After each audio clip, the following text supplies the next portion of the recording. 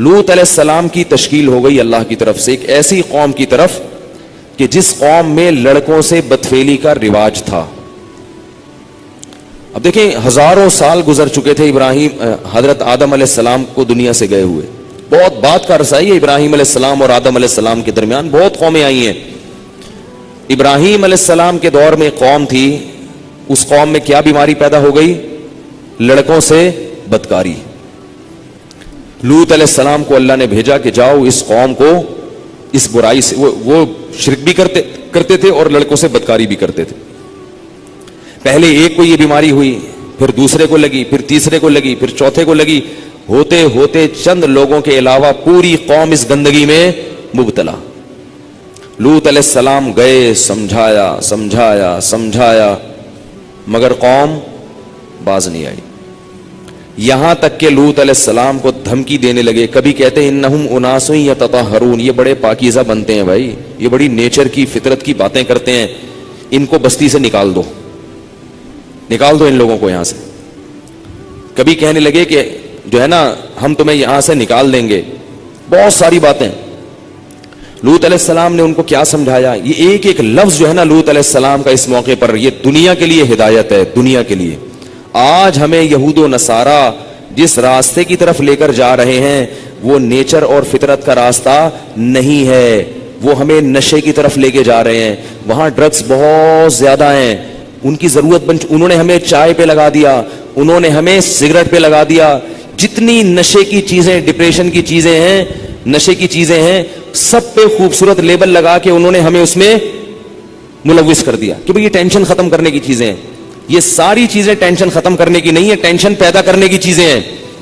Caffeine ہے, nicotine ہے, جتنی نشے کی چیزیں ہیں نا یہ ٹینشن پیدا کرتی ہیں, ختم نہیں کرتی. وقتی ختم ہوتی ہے, جیسے شراب سے وقتی طور پر ختم ہوتی ہے.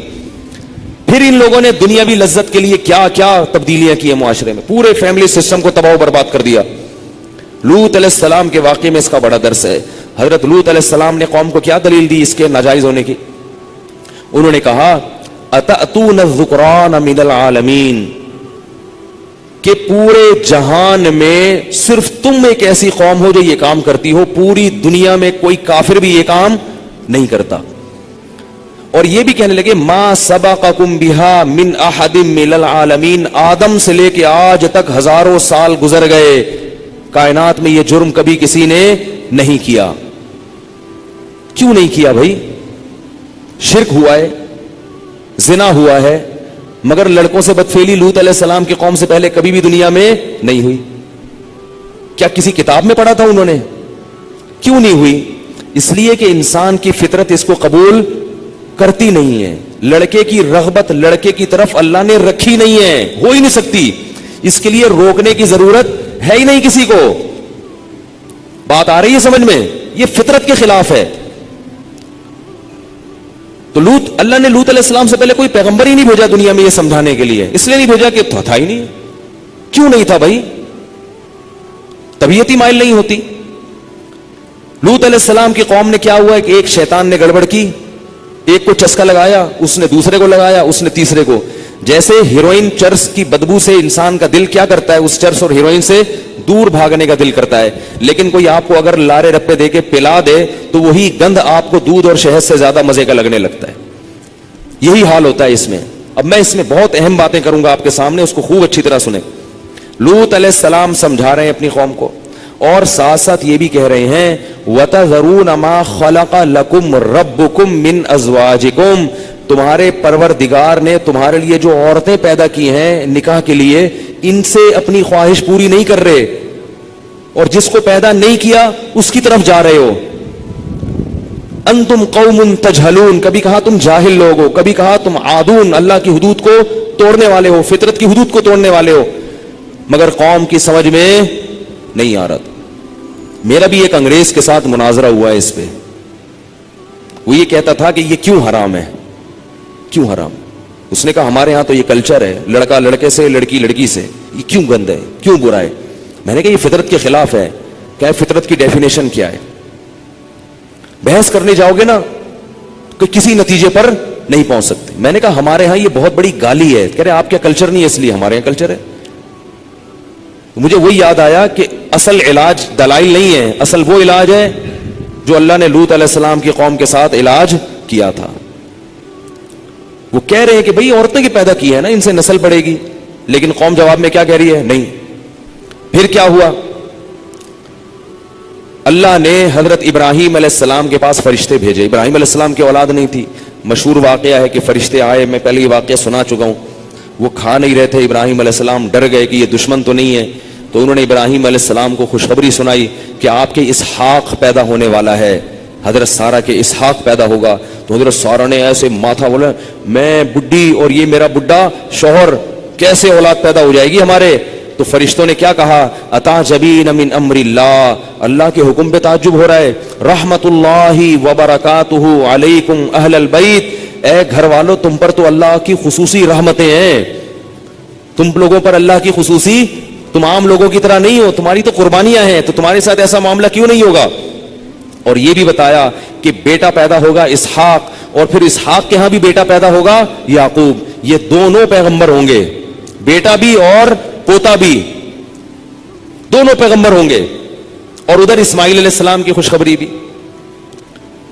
تو اب کیا ہوا کہ ابراہیم علیہ السلام کو ان لوگوں نے جب خوشخبری دے دی تو پھر ابراہیم علیہ السلام نے پوچھا کہ اب تم کہاں جا رہے ہو؟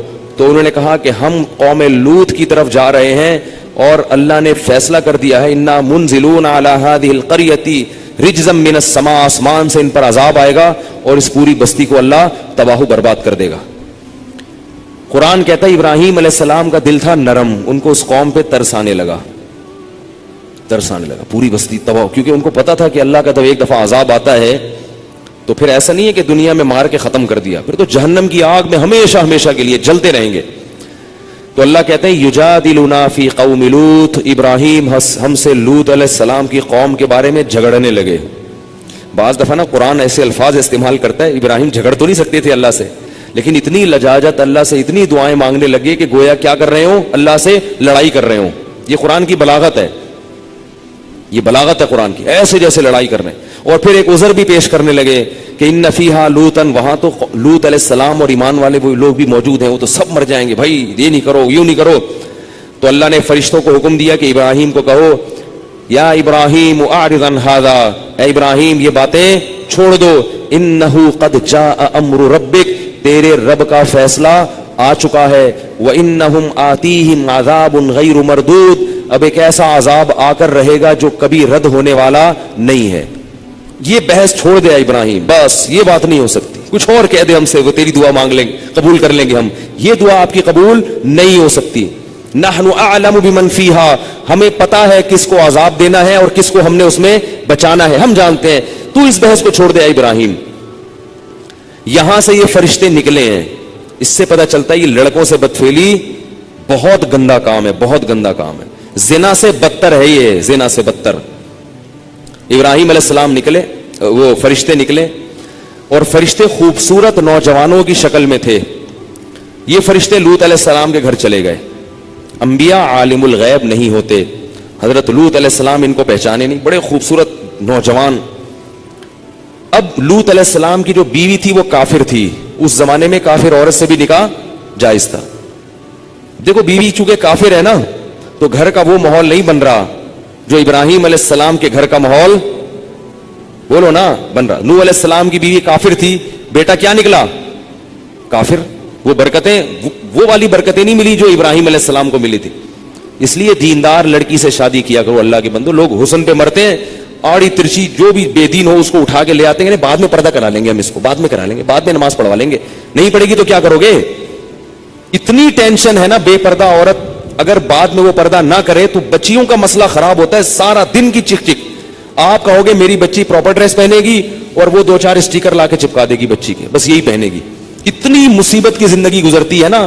پھر آپ کے سامنے تو وہ پردہ کرا دے گی، اور جب آپ گھر پہ نہیں ہوں گے تو اس کی پٹیاں پڑے گی. تمہارے ابا تو دقیانوس ہیں، پرانے زمانے کے آدمی ہیں. نتیجہ کیا نکلے گا؟ بیٹی کو پردے سے نہ صرف یہ کہ پردہ کرے گی نہیں، باقاعدہ پردے سے نفرت، اور اپنے باپ سے بھی نفرت ہو جائے گی. اس لیے جب بھی نکاح کرو اللہ کے بندو، بیوی کیسی ہونی چاہیے؟ دیندار ہونی چاہیے. اس کا بڑا خیال کیا کرو. ہاں اگر ہو شادی کہیں بغیر دیندار کے ہو گئی ہے تو چھوڑو نہیں اس کو، کوشش کرو محبت سے اس کو دیندار بناؤ. اولاد کے بعد بڑے مسائل کھڑے ہونا شروع ہو جاتے ہیں, کیونکہ اولاد میاں بیوی کا الگ الگ مذہب ہوگا نا, بچے بڑے تباہ ہو جاتے ہیں, رل جاتے ہیں. اور جب دین اور دنیا دونوں چیزیں ملیں گی تو اکثریت کہاں جاتی ہے؟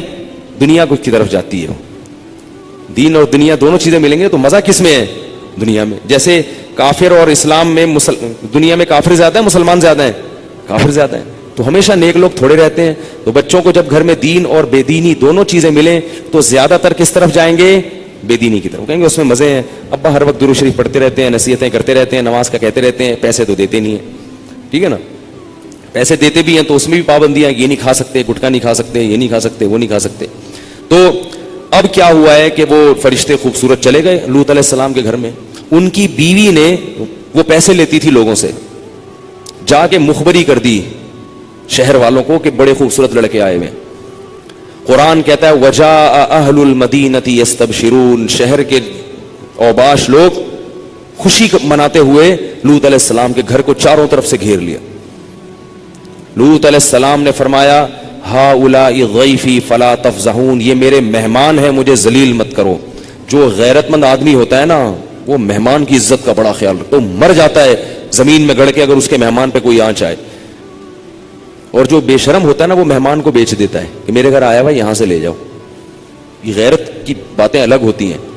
تو لوط علیہ السلام نے کیا کہا, ان ہؤلاء ضیفی فلا تفضحون, یہ میرے مہمان ہیں, خدا کا واسطہ مجھے ذلیل مت کرو. تو قوم جواب میں کیا کہہ رہی ہے, اولم ننہک عن العالمین, اے لوط تجھے جب اپنے مہمانوں کا اتنا خیال تھا, تجھے ہماری عادت کا پتہ ہے, تو نے ان کو گھر میں گھسنے کیوں دیا؟ جب آدمی گناہ کرتا ہے نا تو اس کے پاس بڑے دلائل ہوتے ہیں, سامنے والے سے بحث, ہر بات کا جواب ہوتا ہے اس کے پاس. جب تجھے پتا ہے کہ ہم ایسے لوگ ہیں تو آنے کیوں دیا گھر میں ان کو؟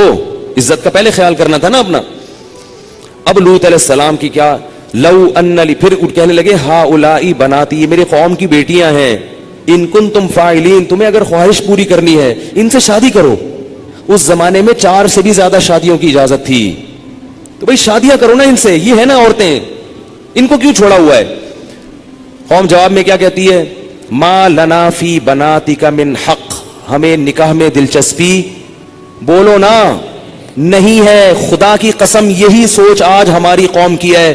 خانقاہوں میں مراقبے کروائیں گے, محاسبے کروائیں گے, مدرسوں میں پڑھائیں گے, یونیورسٹیوں میں پڑھائیں گے, جب اس کے دماغ پہ شہوت چڑھے گی اس کو شادی کا مشورہ نہیں دیں گے. اس کو یہ محاسبہ کرو, مراقبہ کرو, فلاں بزرگ کا بیان سنو, تبلیغ میں چلہ لگاؤ, 4 مہینے لگاؤ.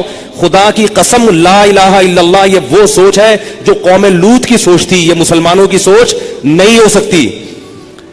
حرام شہوت سے بچنے کا راستہ اللہ نے شادی میں رکھا ہے, محاسبوں مراقبوں میں نہیں رکھا. نکال دو اس قرآن کو اپنے گھر سے باہر.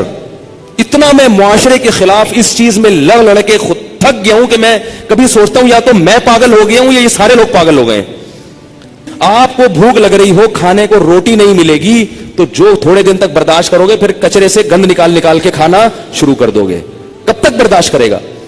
تو جب مرد اور عورت کی خواہش پوری نہیں ہوتی, نتیجہ کیا نکلتا ہے, وہ گند کی طرف جانا شروع. اور ایک وقت تک تو واپسی کا چانس ہوتا ہے, کچھ وقت کے بعد پھر پیسے آ جائیں گے نا, کروڑوں روپے بھی, پھر بھی واپسی کا چانس. تبھی نکاح کے بعد بھی گندگی میں پڑے رہتے ہیں ایسے لوگ. دیر سے جن کی شادیاں ہوتی ہیں نا, شادی کر کے بھی گناہ نہیں چھوڑتے وہ. تو لوط علیہ السلام نے کیا کہا اپنی قوم کو کہ یہ عورتوں سے نکاح کیوں نہیں کر رہے؟ قوم جواب میں کہہ رہی ہے ما لنا فی بناتک من حق, ہمیں عورت سے نکاح میں دلچسپی ختم نہیں ہے. اس سے پتہ چلا کہ گناہوں میں جب پڑو گے تو حلال کی لذت بولو نا ختم ہو جائے گی. اور یہی ہو رہا ہے ہمارے معاشرے. بیویاں گھر میں بیٹھی ہوئی ہیں اور منہ کالے ہو رہے ہیں باہر جا کے. عورتوں کے اپنی زوجاؤں کو وقت ہی نہیں دیتے, محبت ہی ختم ہو گئی, کیونکہ اتنی گرل فرینڈ ہے اسے منہ کالے کرا لی ہیں, اتنی عورتوں سے منہ کالا کرنے کی عادت پڑ چکی ہے, شادی سے پہلے پڑ چکی ہوتی ہے. آج کل جو شادی کے بعد کیسز آ رہے ہیں نا, وہ پتہ ہے کیا آ رہے ہیں, شادی ہوئی تو پتہ چلا میرے میاں کی اتنی پہلے سے فرینڈز ہیں, اب چند دن تو بیوی کی طرف رغبت تھی, اس کے بعد وہ پرانی والی فرینڈز وہی شروع ہو گئے.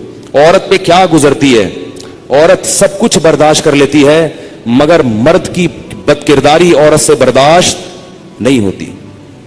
تو یہی نہیں پتا کہ کل کس عورت کے ساتھ دوستی لگائے گا, پرسوں کی. گھر تو ایسے گھر تھوڑی چل سکتا ہے. ایک عورت کی کال ہوتی نا جو ایسے اپنے غم بتاتی ہے, تو میں آپ کو بتاتا درجنوں عورتیں ہیں. نتیجہ کیا نکلتا ہے کہ ان لڑکوں کو شادی سے پہلے لڑکیوں سے دوستیوں کی عادت پڑ چکی ہوتی ہے, وہ چسکے لے لیے ہوتے ہیں. اب شادی کے بعد پھر کہتے ہیں یار ایک بیوی یہ کیا ہے, یہ درجنوں لڑکیاں درجنوں لڑکیاں. پہلے ہی سے جب بچہ بالغ ہو تو والدین کو اللہ کا واسطہ دے کے کہتا ہوں اپنے بیٹوں کی بیٹیوں کی فکر کرو. بچہ بالغ ہو برائیوں میں پڑنے سے پہلے پہلے اسے اس کو گھر بار پہ لگا دو. اتنا نیک شریف نکلے گا, دیکھو آپ دعائیں دو گے مجھے, ایسا پیارا بچہ نکلے گا آپ کا, تھوڑے دن میں اس کی اولاد ہو جائے گی, میاں بیوی بچہ, وہ اسی میں مشغول ہو جائیں گے اس کی. کیونکہ اللہ نے انسان کے دل میں فطری طور پر گناہ سے نفرت رکھی ہے. جب اس کی حلال طریقے سے تسکین ہو جائے گی تو فطری طور پر اس کا طبیعت جائے گی نہیں گناہ کی طرف. میرے جو بزرگ ہیں, میرے مشائخ ہیں, 13-14 سال کی عمر میں ان کی شادیاں ہوئی تھیں. ایسی پاکیزہ زندگی انہوں نے گزاری ہے. میرے جو بزرگ ہیں میں ان کی بات کر رہا ہوں, 13-14 سال میں ان کی شادیاں ہوئی ہیں, ایسے پاکیزہ زندگی. تو میڈیا تمہیں جہنم کی آگ کی طرف لے کے جائے گا. تو اللہ نے, وہ لوط علیہ السلام نے کیا کہا کہ نکاح کرو, انہوں نے کہا ہمیں عورتوں سے نکاح میں رغبت نہیں ہے. اب لوط علیہ السلام کے الفاظ سنیں, لو ان لی بکم قوتا او آوی الی رکن شدید, میں اس قوم میں اکیلا ہوں, کاش میرے بازوؤں میں طاقت ہوتی, میں تم سے لڑتا, کاش میری قوم میرا ساتھ دیتی, میں لڑائی کرتا, میں لڑتا, جہاد کرتا, تمہارے خلاف تلوار چلاتا. کوئی قبیلہ ہوتا نا تو میں لڑتا اس کے خلاف. وَيَزِيقُ, تو میں ذاق بہم صدرن, اللہ کہتا ہے لوط علیہ السلام کا سینہ ایسے گھٹ رہا تھا تنگی سے, اتنے پریشان تھے, اتنے پریشان, یہ کیا ہو رہا ہے. جب فرشتوں نے لوط علیہ السلام کی یہ کنڈیشن دیکھی نا کہ اب تو یہ غم سے مر نہ جائیں کہیں, اتنا سینے میں گھٹن پیدا ہو رہی ہے ان کے, تو پھر فرشتوں نے بتایا یا لوط, کیسی عجیب آیت ہے, یا لوط, اے لوط, لن یصلوا الیک, عربی میں ایک لفظ ہے لا یصلونا, تیری طرف نہیں پہنچیں گے, اور ایک ہے لن یصلوا الیک, ہرگز یہ تیری طرف نہیں پہنچ سکتے, ادھر آ ہی نہیں سکتے. یہ انا رسول ربک, ہم انسان نہیں ہیں, ہم رب کے فرشتے ہیں, اور اتنے طاقتور ہیں, اتنے طاقتور ہیں کہ ہم اس بستی کو یوں کر کے اٹھائیں گے اور الٹا کر کے زمین پہ دے ماریں گے. اتنی طاقت اللہ نے ہمارے بازوؤں میں رکھی ہے. یہ کیا سمجھ رہے ہیں؟ اس سے پتہ چلتا ہے کہ جب کسی قوم پر بہت بڑا عذاب آنے والا ہوتا ہے تو گناہ اس کے لیے بہت آسان ہو جاتا ہے. وہ قوم کہتی تھی ہم تو پتہ نہیں کہاں کہاں جاتے تھے خوبصورت لڑکوں کو تلاش کرنے, آج تو گھر میں انتظام ہو گیا. ان کو یہ نہیں پتا تھا کہ یہ وہ لڈو ہے جس میں زہر رکھ کے کھلایا جا رہا ہے تمہیں. تو یہ جو گناہ جو جگہ جگہ کھل رہے ہیں نا, یہ آئس کریم پارلر کے نام پہ زنا کے اڈے جگہ جگہ کھل رہے ہیں, نوجوان لوگ بڑے خوش ہو رہے ہیں کہ یار اب تو کتنا آسان ہو گیا, ایک فون پہ لڑکی گھر آ جاتی ہے. لوگ بتاتے ہیں زنا اتنا آسان ہے بھائی, انٹرنیٹ پہ جاؤ, بکنگ کرو, لڑکیاں خود گھر پہ آ جاتی ہیں, پتہ ہی نہیں چلتا. اتنے زنا کے اڈے کھل گئے, اب تو وہاں چلے جاؤ, ادھر چلے جاؤ, آئس کریم پارلر کے نام پہ جگہ جگہ زنا کے اڈے کھلے ہوئے ہیں, پارک بنے ہوئے ہیں, اب تو کوئی روک ٹوک نہیں ہے, لائف کو انجوائے کرو. یہ انجوائے کرنے کے لیے نہیں ہے, یہ خزاں ہے جو بانداز بہار آئی ہے. اللہ جو کھلا رہا ہے پلا رہا ہے, اس لیے نہیں کہ تم زانی بن کے اس کی نافرمانی کرو. اللہ کو زنا سے اتنی نفرت ہے کہ غیر شادی شدہ زنا کرے گا, پکڑا گیا نا, اللہ کہتے ہیں چوک پہ کھڑا کر کے 100 کوڑے مارو, اور شادی شدہ اگر پکڑا جائے تو اللہ کہتے ہیں پتھروں سے زمین میں گاڑ کے ہلاک کر دو اس کو, مار مار کے. تو اتنی بڑی نفرت کی چیز اللہ ایسے کہے کہ چلو لائف کو انجوائے کرو. یہ عذاب کی تیاری ہو رہی ہے, جو اس میں لگے گا. حدیث میں آتا ہے کہ قرب قیامت میں فرات کا پانی ہٹے گا اور سونا نکلے گا اس میں سے, اتنا سونا نکلے گا. آپ نے فرمایا جس نے بھی اس سونے کو ہاتھ لگایا جمع کیا, اس پر عذاب آئے گا اللہ کا. یہ اللہ کی ایک آزمائش ہوگی جو نبی نے پہلے سے بتا دی. اب بیوقوف ہوں گے نا وہ جو وہاں سے حدیث سننے کے بعد بھی سونا اکٹھا کر رہے ہوں گے, خوش قسمت ہوں گے جو بولیں گے نبی یہ رہنے دو, یہ نہیں لو. تو یہ وہی ہے, جب جالوت اور طالوت کا مقابلہ ہوا نا, تو طالوت کے لشکر کو وقت کے نبی نے کیا کہا کہ جس نے نہر کا پانی پیا نا پیاس میں, اس پر اللہ کا عذاب آئے گا, وہ لڑنے کی طاقت نہیں ہوگی. اور جس نے نہر کا پانی دیکھا اور پیاس لگ رہی پھر بھی نہیں پیا, اس کو اللہ استقامت عطا کریں گے.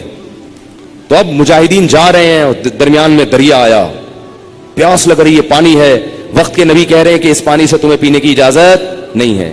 اب دیکھو کوئی مٹکا آ جاتا, گلاس آ جاتا تو آسان تھا بچنا, پورا دریا اللہ نے چلا دیا, بھیا پی کے دکھاؤ. فشربوا منہ, اللہ فرماتے اکثریت نے پیا, تھوڑے سے لوگوں نے نہیں پیا. اکثریت کو اللہ نے تباہ کر دیا, اور ان تھوڑوں سے لوگوں کو اللہ نے جالوت پہ فتح عطا فرمائی, بادشاہ بنا دیا, حاکم بنا دیا, اور اسی میں داؤد علیہ السلام کو اللہ نے پیغمبر بنا دیا. اسی میں داؤد بھی تھے ان تھوڑے سے لوگوں میں, اور ان کو اللہ نے اتنی طاقت دی کہ انہوں نے جالوت کو قتل کیا. اور اللہ فرماتے ہیں جب قتل کیا اللہ نے داؤد کو خلافت بھی دے دی اور نبوت بھی دے دی, اور اتنی بڑی خلافت داؤد علیہ السلام کی لوہے کو ان کے ہاتھ میں نرم کر دیا. پھر ان کے بیٹے سلیمان دیے ان کو, جو ان سے بھی بڑے بادشاہ بنے ہیں. تھوڑا سا مجاہدہ کر لو بھائی, وہ پانی سے منع کر رہے ہیں نہیں پیو, اللہ کہہ رہے ہیں یہ جگہ جگہ آئس کریم پارلر کے نام پہ زنا کے اڈے کھلے ہوئے, نظر نیچی کر کے گزر جایا کرو, نہیں کرو تو جو بچے گا اللہ اس کو نوازے گا, جو جائے گا ایک تھوڑی دیر کے لیے منہ کالا کرے گا اللہ اس کے دل کا سکون چھین لے گا. تو بھائی اللہ کہہ رہے تو رک جاؤ نا بھائی, کیوں جا جا کے منہ کالا کرے انسان, وہاں پہ کیا مل جائے گا تھوڑی دیر کی لذت میں. یہی اللہ کی دعوت ہے, اور مجھے بھی اللہ عمل کی توفیق عطا فرمائے, آپ کو بھی اللہ. تو جب لوط علیہ السلام کی قوم نے کہا, فرشتوں نے کہا کہ یہ ہمارے قریب نہیں آئیں گے, اور اللہ نے لوط علیہ السلام سے یہ بھی کہا, فرشتوں نے, اب تو فرشتے اللہ کی طرف سے نمائندہ بن کے آئے ہیں نا, کہ یہ کچھ بھی نہیں کر سکتے, اور صبح صادق کے وقت آپ یہاں سے پہلے پہلے نکل جائیں, ہم ان کی آنکھوں کو اندھا کر دیں گے, آپ اور آپ کے ساتھ ایمان والے نکل جائیں. اور پہلے بتا دیا کہ آپ کی بیوی بھی ساتھ میں چلے گی, بھاگے گی آپ کے ساتھ. ہوگا کیا, اس قوم کو, انبیاء کو بتایا, تو نبی کو اور ایمان والوں کو بتایا فرشتوں نے کہ جب آپ جائیں گے نا آگے, عذاب آ جائے گا قوم کے اوپر, صبح صادق ہوتے ہی عذاب آئے گا. رات یہ یہاں اسٹے کیا ہوا, انہوں نے گول دائرے میں کھڑے ہوئے ہیں, جیسے ہی صبح صادق کی پہلی روشنی پھوٹے گی, جو سحری کا وقت ختم ہوتا ہے جس وقت, تو اس قوم پر عذاب آئے گا, تو پیچھے مڑ کے کسی نے اس عذاب کو نہیں دیکھنا. اللہ کے وعدے پہ کیا کرنا ہے, یقین, کہ بس اللہ نے کہہ دیا تو آ رہا ہے, اور بتا دیا الا امرأتک, آپ کی بیوی پیچھے مڑ کے دیکھے گی. وہ تو دیکھے گی نا, پتہ نہیں صحیح بھی ہے کہ غلط. پیغمبروں کی باتوں کو تحقیق کرنا کہ یہ صحیح بھی کہا ہے یہ غلط کہا ہے, کہہ دیا مان لو. وہ دیکھے گی, انہ مصیبھا ما اصابہم, اس کو بھی وہی عذاب آئے گا جو ان کو آیا ہے, یہ بھی ہلاک ہوگی اس میں.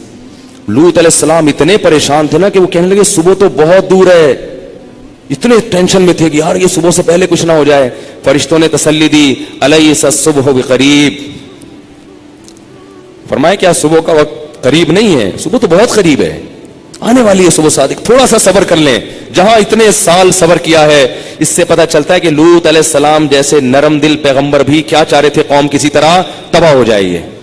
یہ بڑے بے شرم ہیں. اور قرآن کے الفاظ دیکھو, جب لوط علیہ السلام کی قسم پرسی تھی نا, اور وہ قوم پھر بھی لوط علیہ السلام پہ ترس نہیں کھا رہی, تو اللہ نے محمد صلی اللہ علیہ وسلم کو یہ واقعہ سناتے ہوئے قسم اٹھائی, لعمرک انہم لفی سکرتہم یعمہون, اے محمد ہمیں تیری عمر کی قسم, وہ لوگ اس وقت بڑے نشے میں مدہوش تھے, انہیں کسی کی نصیحت سمجھ میں نہیں آ رہی, شہوت ان کے دماغوں پہ چڑھ چکی تھی, اور لذت اور شہوت کا تصور ان نے ان کو اندھا کر دیا تھا, بھول گئے تھے کہ بھئی یہ کیا کر رہے ہم. اللہ فرماتے فجعلنا عالیہا سافلہا, کیسے عجیب الفاظ ہیں. فرمایا ہم نے کچھ بھی نہیں کیا, جعلنا عالیہا, عالی کہتے ہیں اوپر کا حصہ, سافل کہتے ہیں نیچے کر دینا. جعلنا بنا دیا ہم نے, عالیہا زمین کے اوپر کے حصے کو, سافلہا نیچے, ایسے زمین کیا کر دی, پوری الٹ دی, زلزلہ آیا تباہ کر دی. ایک روایت میں آتا ہے, مجھے اس کی سند کی تحقیق نہیں ہے, کہ اتنا اوپر زمین کو اٹھایا گیا ہے کہ آسمان کے فرشتوں نے ان کے جانوروں کی چیخو پکار سنی ہے, اور وہاں سے اٹھا کے زمین کو الٹا دے کے مارا ہے. اور پھر وَأَمْطَرْنَا عَلَيْهِمْ حِجَارًا, اور ہم نے پھر آسمان سے پتھروں کی بارش برسائی ہے. اب علماء کہتے ہیں کہ جب قوم پہ زلزلہ آ گیا تو پتھر برسنے کی کیا ضرورت ہے, ان کے نام و نشان کو ختم کرنے کے لیے. اور بعض علماء کہتے ہیں پتھر پہلے برسے تھے اور زلزلہ بعد میں آیا تھا, دونوں قول ہیں. اور پتھر کے بارے میں قرآن کہتا ہے کہ ان پہ وہ نشان زدہ پتھر تھے, عام پتھر نہیں تھے, نشان زدہ, کہ کون سا کس خناس کے سر پہ لگے گا جا کے. ہر پتھر پہ جو ہے نا وہ اللہ کی طرف سے علامت تھی کہ یہ والا پتھر اس کے سر پہ, یہ والا پتھر اس کے سر پہ لگے گا. تباہ کر دیا اللہ نے. اور اللہ نے پھر کہا وَإِنَّكُمْ لَتَمُرُّونَ عَلَيْهِمْ مُصْبِحِينَ, صحابہ کو کہا کہ تم لوگ جب لمبے لمبے سفروں پہ جاتے ہو تو تم لوگ لوط علیہ السلام کی قوم کی بستیوں کے قریب سے گزرتے ہو, دیکھ لو ان کے کھنڈرات کو, آج بھی موجود ہیں وہ بستیاں, آج بھی ان کے نشانات موجود. تو اس لیے بھائی لڑکوں سے بدکاری بہت گندا عمل ہے. بعض لوگ برطانیہ دیکھو کتنا گندا عمل, اور غیر مسلموں کی حالت دیکھو. ان کے ہاں بعض دفعہ ویزا اس پہ ملتا ہے کہ کوئی بدفعلی کا مرتکب ہو, اس پہ ویزے مل جاتے. تو یہ قومیں ہیں جن کو ہم فالو کریں گے. برطانیہ کا ویزا بعض دفعہ اس پہ ملتا ہے کہ گے ثابت ہو جائے وہ آدمی, میڈیکل ٹیسٹ ہوتا ہے, گے ثابت ہو گیا ویزا مل جائے گا. تو یہ وہ قوم, برطانیہ جاؤ ضرور, فالو نہ کرو بھائی. یہ قومیں اس قابل نہیں ہے کہ ہم ان کے راستوں پہ چلیں. یہ تو اس عمل کو قانونی اجازت دے رہے ہیں, اس عمل کی جس عمل پر اللہ نے قوم کو تباہ کر دیا, اور اس کو قانونی اجازت دے رہے ہیں. اسی طرح لڑکیوں کا لڑکیوں کے ساتھ یہ عمل کرنا یہ بھی بہت برا ہے.